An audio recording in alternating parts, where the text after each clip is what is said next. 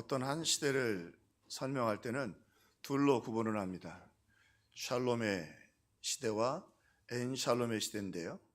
샬롬의 시대는 하나님이 함께 하시고 평화와 형통과 기쁨이 그리고 번영이 있는 시대를 말합니다. 그리고 엔샬롬의 시대는 이건 물론 히브리 언어이긴 합니다만 샬롬이 없는 시대, 하나님이 떠나신 시대를 말할 때는 엔샬롬의 시대라고 말을 합니다.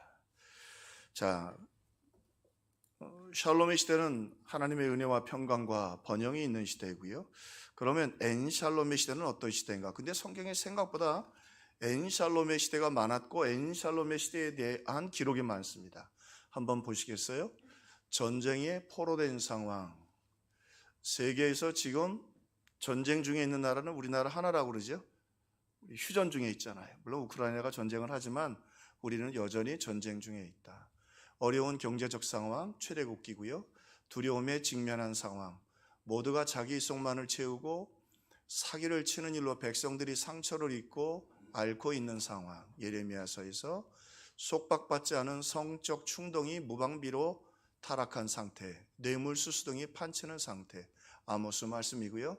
가난한 사람들이 니얼라임, 싸구려 샌들을 얘기합니다. 좋은 신발 말고 그 싼 싸구려 샌들을 한 켤레 값에 가난한 사람들이 팔리는 시대. 부정한 수법으로 집을 짓고 사치안전으로 재누각을 지으면서 노동자들에게 품삯을 주지 않음으로써 노동자의 노동력을 착취하는 상황. 자, 한번 제가 질문 드리고 여러분 한번 보시면 어때요? 지금 우리 나라의 시대는 샬롬의 시대입니까? 엔샬롬의 시대입니까? 놀랍게도 엔샬롬에서 말하는 그 상황이 단 하나도 빠진 게 없지요. 그러니까 우리는 참 아프고 힘든 엔샬롬 시대 한복판에 있습니다.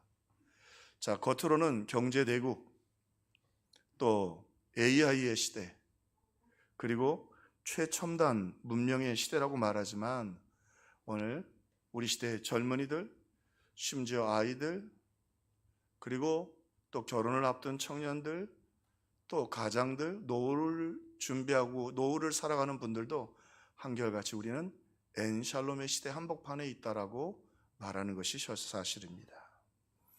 자, 그러므로 오늘 이 사사기가 우리에게 참 귀한 것은 오늘 우리는 우리보다 더 심각한 엔샬롬의 시대를 맞이하고 있는 사사기를 보게 되는데, 그런데 하나님의 놀라운 역사로 말미암아 그 샬롬이 떠난 불행의 엔샬롬의 시대 가운데서 오늘 기도원의 이야기를 통해서 샬롬의 시대를 열어가시는 하나님의 손길을 발견하게 됩니다.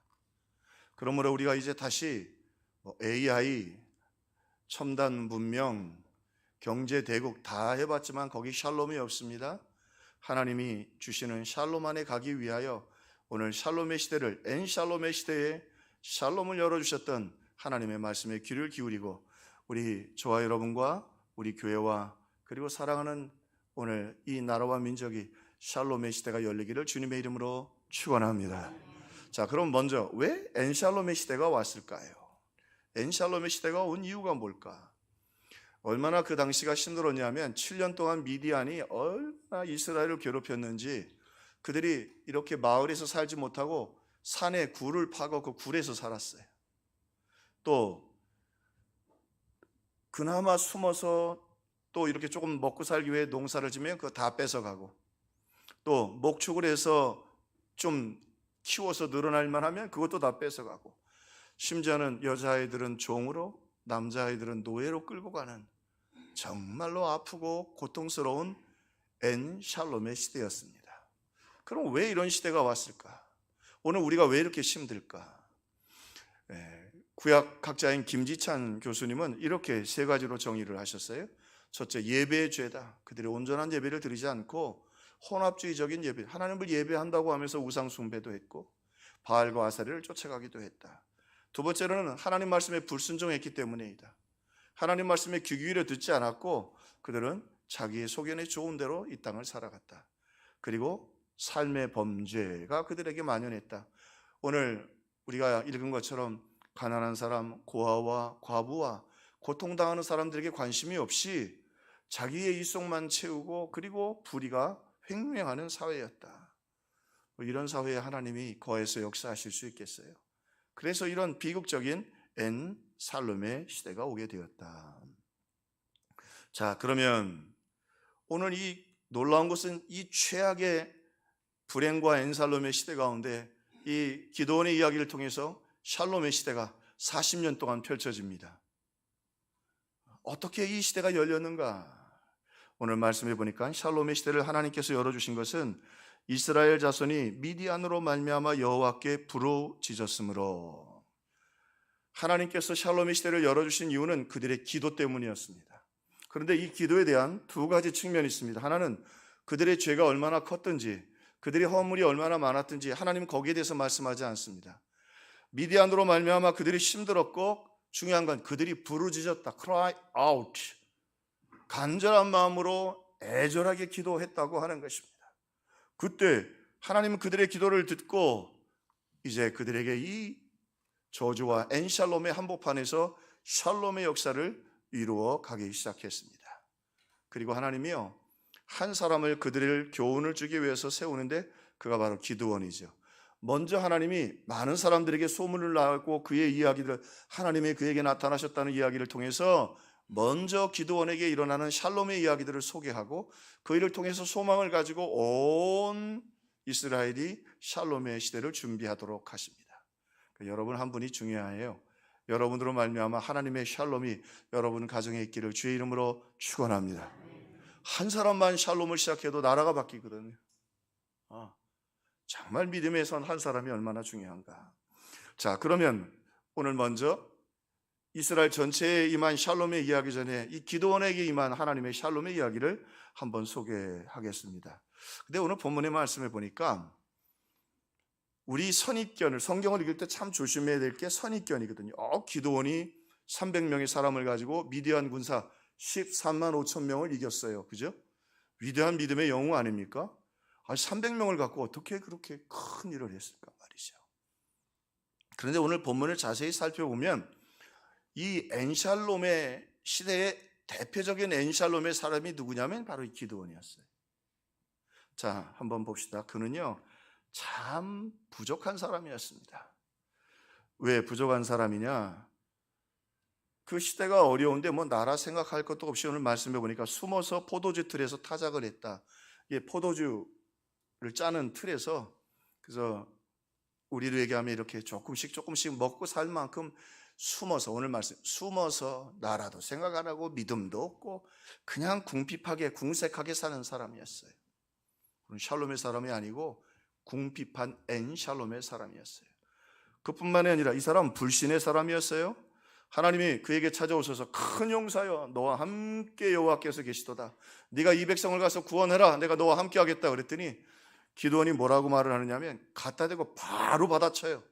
하나님 뭔 소리냐고. 하나님 우리와 함께 계시면 출애굽시키셨던 그 하나님이 어디가 계셨냐고. 그리고 그 많은 기적을 행하셨다는데 왜 우리에게는 아무 기적도 없다고 말. 그 다음에 어디 결정적으로 이런 참 건방진 말을 해요. 하나님이 우리를 미디안에 팔았단 말이죠. 이 팔았다는 말은 아주 좀 죄송합니다만 성경에서는 좋지 않은 말입니다. 매춘을 한다 이런 뜻이에요. 네? 얼마나 이 사람 아주 엔샬롬의 사람인지. 자기들이 하나님 앞에 예배를 버렸고 말씀을 버렸고, 그죠? 죄악된 삶을 살아서 하나님이 떠나셨는데 그냥 하나님을 갖다 들이받는 거예요. 하나님은 뭐 하셨느냐고 말이죠. 꼭 맞는 말은 아닙니다만 어떤 사람이 그냥 밤마다 술을 먹고 말이죠. 그렇게 매일매일을 보내면서, 근데 암이 걸렸어요. 그러니까 교회 와서 말이죠, 따지니까 하나님 내가 유아세례 받은 사람인데 이 암이 말이 다 되냐 말이지. 술 드시지 마셨어야지. 그잖아요. 이 기드온이 지금 이렇게 모자란 사람이에요. 내가 유아세례 받은 사람인데 날 버리시냐고 말이에요. 그 길은 자기가 걸어갔지 하나님이 뭐 그렇게 말씀하셨나. 오늘 기드온이 그래. 자기들의 죄로 말미암아 이 어려운 엔샬롬의 시대가 왔는데 하나님 기적도 없고 뭐 구원했다고 하는데 우리는 떠나셨고 우리를 팔아버리셨다고 해요. 무슨 말? 하나님 참 나쁜 사람이라는 말이에요. 아이고, 이 부족한 사람을 어떡하면 좋아요? 신앙도 없어요. 네가 가라고 하니까 당시에 자기가 가려면 자기 지파가 따라와야 되거든요. 그래야 같이 전쟁이 시작되고 따라올 거 아니에요. 우리 지파도 약하고 우리 지파는 나도 안 따라올 거니까 그 말이 그 말이에요. 우리 내게 속한 지파는, 므낫세 지파는 작고 심지어는 나도 그 지파 중에 가장 작은 자라 우리 지파가 나간다고 해도 이스라엘이 안 따라올 테고 우리 지파도 나를 안 따라올 테니까 하나님 그런 택도 없는 소리 하지 마십시오. 참 부족한 사람이죠. 참 경우도 없는 사람입니다. 그러므로 우리가 성경을 대할 때 믿음의 사랑, 우리 주일학교 설교를 할 때 이번에 우리 총회 주제도 이 기도원 얘기가 좀 나오던데 큰 믿음의 사람, 용감한 사람, 그런 사람 아니에요. 자, 그러면 하나님이 이 샬롬, 엔샬롬의 시대에 샬롬을 시작하면서 왜 이 부족한 사람 기도원을 택하셨는가? 우리 구약에 좀 애매한 건 신약이 대답하죠. 사도 바울이 고린도전서 1장 25절에 이렇게 얘기합니다. 하나님이 세상에 어리석고 약한 것들을 택하사 지혜롭고 강한 사람들을 부끄럽게 하시려고, 천하고 멸시받는 것들을, 보잘것없는 것들을 택하사 세상에 대단한 인물로 여기는 사람들을 형편없이 낮추시려 하셨도다. 이것은 아무도 하나님 앞에서 자랑하지 못하게 하려는 것이라. 기도원이 하나님 앞에 오른손에 들려 쓰임받게 된 건 그가 어리석고, 그렇죠? 미련하고 거기다가 천하고 보잘것없는 인간이기 때문에 하나님이 그를 들어 써주신 거예요. 그러나 하나님의 백성들이 부르짖어 기도하면 하나님은 이 엔샬롬의 사람 기도원도 샬롬의 사람으로 바꾸시고, 그리고 이 한 사람을 통해서 엔샬롬과 저주의 시대를 샬롬의 시대로 바꾸어 주시겠다고 하는 그 아름다운 소망의 메시지를 주시려고, 누구든지 내게 부르짖으면 엔샬롬이 샬롬이 되리라, 그걸 보여주려고 기도원을 택하셨다는 거예요. 할렐루야. 예, 그래서 기도원을 택하셨다. 그래서 기도원을 통해 평화를 주시고 승리를 주시고 은혜를 주시고 능력을 베풀어 주셨던 것입니다. 참 기도원을 세밀하게 참 생각할수록 이 사람 참 부족한 사람이다라는 것을 알 수 있지요. 자, 한 걸음 더 나가 볼까요? 하나님이 기도원을 택하신 이유입니다. 이 사람이 왜 엔샬롬의 사람인가? 이 사람이 부족할 뿐만 아니라 좀 부족한 건 괜찮은데 무례한 사람이에요. 무례한 사람이에요. 말씀드린 것처럼 하나님이 찾아오셔서 그 부족한 자기에게 내가 큰 용사가 되고 내가 너와 함께하고 너를 통해 큰 영광을 거두리라 그러시면 가만히라도 좀 있지, 그죠? 안 그래요? 하나님이 그래도 그렇게 기대를 갖고 오셨는데 그냥 좀 조용하게 하나님 근데 제가 이거 할 수 있을까? 이러면 괜찮은데 대놓고 무리하게 뭐라 그러냐면 하나님 우리를 버리지 않으셨습니까? 그냥 덤비는 하나님 우리 버리지 않으셨습니까? 근데 여기 놀라워요. 이렇게 무례한 엔샬롬의 사람 기도원을 하나님의 따뜻한 가슴으로 격려하시고 샬롬으로 다가가십니다. 여호와의 사자가 기도원에게 나타나 이르되 큰 용사여 여호와께서 너와 함께 계시도다. 하나님 우리 버리셨잖아요. 근데 하나님이 한마디도 그 말씀 안 하셔요. 니들 죄 때문에 라고 말하지 아니하시고 하나님 큰 용사예요. 하나님이 너와 함께 계시도다. 그가 거기에 대해 또 하나님 말씀하시지 않을까 얘기합니다. 우리는 극히 약합니다. 못합니다. 이 말의 그 문맥의 뜻이 뭐냐면 왜 우리를 총알바지 만들려고 하느냐고. 내가 앞장서고 우리 지파 앞장서면 미디안 군대가 13만 5천이에요. 여러분 아시죠? 이스라엘 백성들 모이니까 몇 명 모였어요? 3만 2천 명 겨우 모였어요. 거기다가 다 어중이 떠중이에요. 목자들, 농사 짓던 사람들이에요. 미디안 군대는 정예 군대예요. 무기가 다 갖춰져 있어요. 거기다 대고 지금 가라고요? 지금 7년째 두더 터지고 앉았는데 거기다 대고 그냥 하나님 갖다 들이받습니다. 하나님 그런 짓 못합니다. 왜 우리를 총알바지 만드세요? 이게 사실은 우리 번역이 너무 부드럽게 돼 있어요. 그래서 원문을 좀 볼 필요가 있어요. 근데 하나님 뭐라고 그러셔요? 너는 가서 너의 힘으로 이스라엘을 미디안의 손에서 구원하라. 내가 너를 보낸 것이 아니냐 하시니라.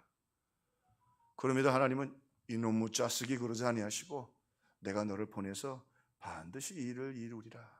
마치 상처로 냉정하고 싸늘해진 이 기도원의 가슴을 하나님이 따뜻한 사랑으로 품어서 조금씩 녹여 가십니다. 자, 그랬더니 기도원이 뭐라 그래요? 증거를 보여주십시오. 지금 말씀하시는 분이 하나님이라는 증거를 보여달라고. 블락이라고 하는 학자가 이건 신성모독이다 말이에요. 블락. 여러분 죄송합니다만 여러분 이렇게 목사가 설교를 해도 오늘 하나님의 부족한 종을 쓰시는 줄로 믿고 예배하고 말씀 듣는 줄로 믿습니다. 할렐루야. 근데 여기 한 분도 그러지 않잖아. 이거는 목사님이 하지 말고 천사가 좀 내려와서 하면 안 되냐고. 하나님의 방법이 사람이에요. 근데 오늘 기도원은 그러지 않고 뭐라 그래요? 증거를 보여주십시오. 그러니까 당신이 말하는 당신이 누군지 난 믿을 수 없다는 얘기예요. 참 성경을 보면 이 기도원이 참 엔샬롬의 사람이에요. 믿음도 없고 또 부족하고 무리하고 말이죠. 하나님 말씀하십니다. 여호와께서 그에게 다시 또 이르시되 내가 미디안 사람 치기를 한 사람 치듯 하리라. 내가 반드시 이기게 될 것이다. 오늘 이 본문의 말씀을 통해서 우리가 참 하나님의 놀라운 샬롬의 따뜻한 사랑을 우리가 느끼게 되지요. 요즘 젊은 분들 가운데 일십이라는 말이 있더라고요. 여러분 아세요? 카톡을 이렇게 할 때 읽고 답장을 안 하면 일십이라고 그랬는데 굉장히 기분 나쁜데 저도 이번에 일십했다고 혼났어요. 친구한테. 야, 이씨, 답장을 보내야지. 아니, 답장한다고 생각했는데 운전대를 잡으니까 잊어버렸잖아요. 운전하다가 잠깐 봤는데 근데 그 일십하는 것 때문에 우울증 걸리는 사람도 있대요. 자꾸 친구들이 일십하니까 읽고 안 읽고 그냥 답장을 안 하니까. 근데 그 이야기를 우연히 듣고 오늘 말씀을 준비하면서 우리 하나님은 참 나 같으면 이거 씹는다. 기도원 같으면. 이건 말을 이렇게 무리하게 하는데 부족한 것까지는 좀 참아낼 수 있어요. 이건 무리하게 막. 근데요, 이 샬롬의 이야기를 통해서 우리가 그래도 구하고 하나님 앞에 엎드리면 우리 하나님은요, 우리의 기도 절대로 읽고 예면하지 않으십니다. 하나님은요, 우리의 눈물의 기도, 부르짖는 기도 하나님 예면하지 않으십니다. 오늘 말씀해 보니까 한심한 기도, 심지어 불합리한 기도도 하나님은 소중히 여겨주시고 다 답글을 달아주십니다. 기도원은 짧게 물었는데 하나님은 길게 답장해 주십니다. 참 자상하시고 인도하신 하나님. 근데 어떻게 이런 일이 가능하지요? 대속 하나밖에 없는 우리의 물론 구약의 기도도 전부 다 예수님의 공로로 드려지는 거예요. 그들은 잘 몰랐어도 예수님이 우리를 위하여 대신 십자가에 죽으시고 자녀를 삼으셨기 때문에 예수 이름으로 기도하고 예수의 권능 붙잡고 예수의 공로 붙잡고 그 보혈의 공로 붙잡고 기도하니까 하나님의 우리의 기도를 다 들으시고 소중하게 여겨주시는 거예요. 할렐루야. 여러분 그렇다고 그러잖아요. 아들이 군대 가 있으면 지나가는 군인만 봐도 눈물이 나고 그죠? 뭐 그냥 괜히 가다가 예주 전에 보니까 뭐 괜히 돈도 주는 분 계셔. 뭐 간식 사 먹으라고. 왜? 자기 아들이 군대에 있잖아.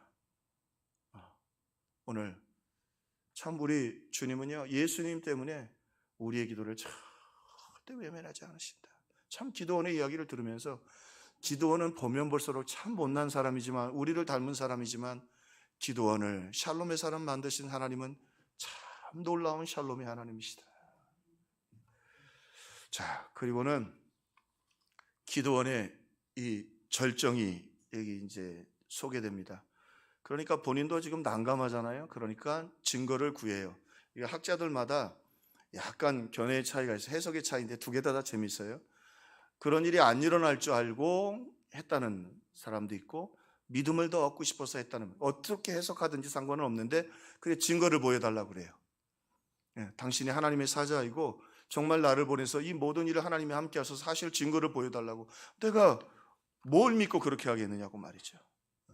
그리고는 기도원이 가서 염소 새끼 하나를 준비하고 가루 한 에바로 무교병을 만들고 고기를 소쿠리에 담고 국을 양푼에 담아 상수리 나무 아래 그에게로 가져다 드리매. 그가 원문에는 분명히 이 하나님의 사람을 대접하는 걸 제사라고 원문에 돼 있어요. 히브리 말로 제사니까 하나님께 드리는 예배예요. 근데 여러분 조금 한 번 더 다시 읽어볼게요. 이상한 게 없나 한번 보세요. 기도원이 가서 염소 새끼 하나를 준비하고 뭐가 이상해요? 요 새끼를 준비했다는 걸 봐서는 제사라는 걸 의식을 했는데 뭘 드려요? 그렇죠. 뭘 드려야 돼요? 그렇죠. 양을 드렸어야 되죠. 이 부분에 대해서 그 대구약학자인 블락이라고 하는 분, 영거라고 하는 분, 그리고 송병현 교수, 백석대학 교수인데 이분도 이건 분명히 기드온이 염소를 드리는 실수를 범했다. 이것은 신성모독이다. 하나님이 분명히 양을 드리라고 했는데 염소를 드리고 증거를 달라고 하는, 막 얽히고 설키고. 그러니까 이게 무슨 얘기냐면 제사를 드린 일이 없는 거야. 그러니까 헷갈리니까 그냥 정성껏 가까이 있는 염소를 드린 거예요. 양이랑 염소를 같이 키우니까. 근데 새끼라고 하는 걸 봐서는 어느 정도 제사 의식은 있는데 이게 너무 혼란스러운 거예요. 자, 근데 놀라운 건요. 놀라운 건 하나님이, 그 하나님의 사자가 지팡이로 반석을 가르치고 반석에서 불이 나와서 그 염소와 그리고 국 다 태웁니다. 성경에서 불이 나와 태웠다는 말은 하나님이 받으셨다는 말이고 하나님이 흠량하셨다는 말이고 하나님이 기뻐하셨다는 말이에요. 염소를 받으셨어요. 양이 아니라. 왜 이 이야기를 오늘 소개해 주셨을까요? 어느 구석 하나 온전하지도 칭찬받을 만한 구석이 없어 보이는 기드온. 그런데 이 부족한 기드온을 하나님께서 함께 하시고 설득해 주시고 그 무례한 그를 받아서 그의 마음이, 그래 네가 너무 상처를 받아서 마음이 그렇게 무례해졌구나, 그 변화시켜 주시고 거기다가 미숙해서 예배의 기초조차도 잘 감당하지 못하는 그를 하나님이 샬롬의 사랑으로 변화시켜 주고 계시는 것입니다. 자, 그리고는 이 하나님의 손길이 열매로 나타납니다. 그리고 이제 그 모습을 보고 나니까 이제 제사를 드리고 여호와 샬롬, 하나님 내게 평강으로 은혜와 사랑으로 와 주셨다. 할렐루야. 이 은혜가 저와 여러분 가운데 있기를 주의 이름으로 축원합니다. 우리가 기도할 때 반드시 들으십니다. 미숙해도 괜찮습니다. 부족해도 괜찮습니다. 물론 뒤로 미룰 수도 있고 또 때로는 거절도 해주시면 여러분의 기도는 소중하게 예수 이름으로 받아주십니다. 그리고 이제 이 기도원이 리더가 되어야 되니까 예수님이 하나님이 명령을 하시죠. 네 아버지가 우상 숭배의 그 리더가 아니냐, 네 마을에. 그래서 그 집에, 기드온의 집에 바알과 아사라 제단이 있었어요. 그 말은 그 마을의 유지라는 말이에요.